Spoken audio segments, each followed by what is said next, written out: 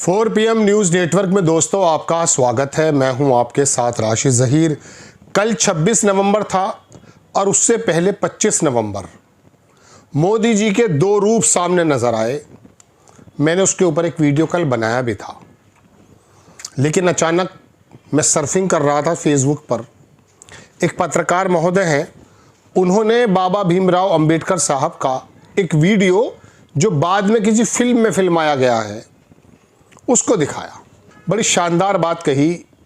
बाबा भीमराव अंबेडकर का जो रोल अदा कर रहे थे इसमें उन्होंने ये कहा कि संविधान चाहे कितना भी बुरा क्यों ना हो, अगर उसके इम्प्लीमेंट करने वाले अच्छे हैं तो वो अच्छा साबित होगा। और संविधान में शायद जितनी भी अच्छी बातें हों, अगर उसको इम्प्लीमेंट करने वाले, उसको लागू करने वाले अच्छे नहीं हैं तो वो अच्छा साबित नहीं हो सकता। और फिर आगे उन्होंने लाइन कही कि जनता और उनके लोगों का बिना कॉन्सेंट लिए इस पर टिप्पणी करना, इस पर बात करना मेरे हिसाब से बेईमानी है।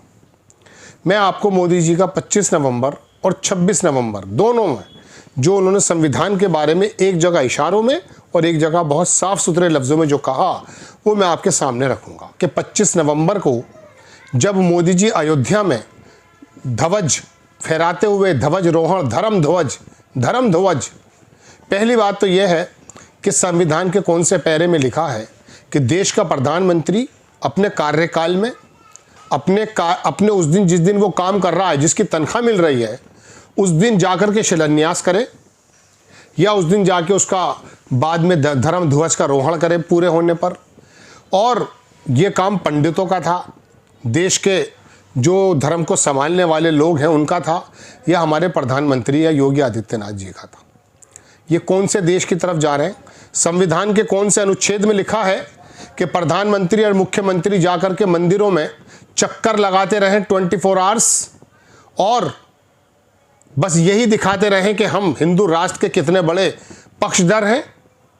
और संविधान पर 25 नवंबर को जो इशारों में कहा, या अयोध्या के अंदर जो आपको हरा दिया गया था, इस वजह से क्या वजह रही है कि आपने उनको उन 7,000 लोगों में इंक्लूड नहीं किया? बैठ जाते किसी जगह जाकर, उनका दर्द भी निकल करके सामने आया। दरअसल इसके अंदर बात यह है कि संविधान के अंदर जो बना गया है उसको आप अगर किसी मनुस्मृति से बदलने का प्लान रखते हैं, हिंदू राष्ट्र की स्थापना का प्लान रखते हैं, या कोई और जहन में आपके ख्याल है, तो गोया कि फिर ये आपके दुरंगे व्यवहार को दर्शाता है कि 25 नवंबर में आप क्या कहते हैं, 26 नवंबर में आप क्या कहते हैं, गांधी को देश में क्या कहते हैं और विदेशों में क्या कहते हैं। दोस्तों बात यह है कि आप और हम और देश के तमाम लोग, चाहे वो शक्ल से, भाषा से, नेचर से, खान पान से, कपड़ों से भिन्न नज़र आते हों, लेकिन जुड़े हुए अगर कोई हैं तो वो संविधान से जुड़े हुए हैं।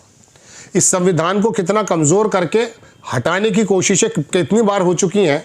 इन 11 सालों के अंदर आप जो इक्वालिटी की बात कर रहे हैं, आपको इतना समझ नहीं आया कि आप वहाँ के लोकसभा जो सांसद दलित है उसको भी बिठा लेते बराबर में।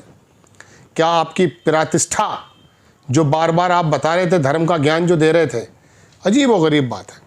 ये दुरंगे तिरंगे चुरंगे जो व्यवहार है ना, ये आपके सामने लाने ज़रूरी है, क्योंकि गोदी मीडिया, वो सुधीर चौधरी दूरदर्शन पे जो बड़ी मोटी बकार पा रहा है, वो नई नई बातें बता रहा है, मैं देख रहा था उसको। दोस्तों बात यह है कि ये संविधान, इसको इस नज़र से देखना कि इसके अंदर बार बार चेंजेस करेंगे, इसको बदल देंगे, इसकी आत्मा को ख़त्म कर देंगे, गोया कि आप ये समझिए कि फिर हिंदुस्तान नहीं बचेगा। फिर उन लोगों को भी आप गलत नहीं कहेंगे जो निज़ाम मुस्तफ़ा की बात करते हैं।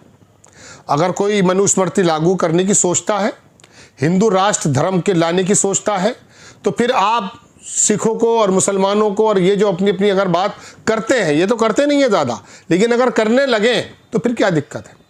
वो जो वहाँ शास्त्री करके वो है बाबा, नया नौजवान सा लड़का है, वो हिंदू राष्ट्र स्थापना के लिए बाकायदा रैली कर रहा है, पैदल चल रहा है। शिल्पा पता नहीं क्या नाम उस लड़की का, हीरोइन है वो। और ये तमाम लोग वहाँ पर, क्रिकेटर तमाम आकर के वहाँ चल रहे हैं उसके साथ।